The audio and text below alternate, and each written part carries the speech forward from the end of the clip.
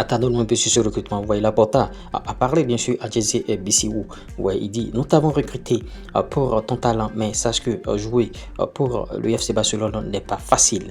Le Barça reste ferme face aux déclarations de Ferran Torres. Le Barça a été surpris par les déclarations de Ferran qui a demandé au club de lui montrer qu'il veut sans démentir bien sûr l'intérêt du Paris Saint-Germain. En tout cas, pourtant, le FC Barcelone lui a déjà fait savoir qu'il souhaite le prolonger en septembre pour des raisons de fair play financier. Le club compte sur Ferran Torres, ne prévoit pas de grosses hausses de salaire, estimant que son salaire correspond bien sûr déjà à son rôle. En tout cas, son temps de jeu dépendra de Hansi Flick. Le Barça estime que l'entraîneur peut apprécier Ferran tout en demandant bien sûr le recrutement d'un autre grand, notamment Julian Alvarez.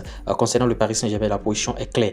Si Ferran veut partir, qu'il le demande et apporte bien sûr une offre. Pour l'instant, une offre parisienne n'est arrivée et certains au Barça doutent même qu'elle finisse par arriver.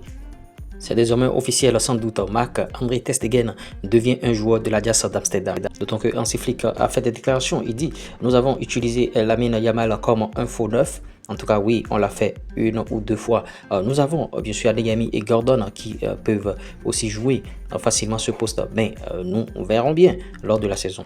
Concernant ce transfert de Julian Alvarez, notons que Mundo Deportivo a dit que bon, en tout cas, le Barça maintient toutes les informations avec Julian Alvarez.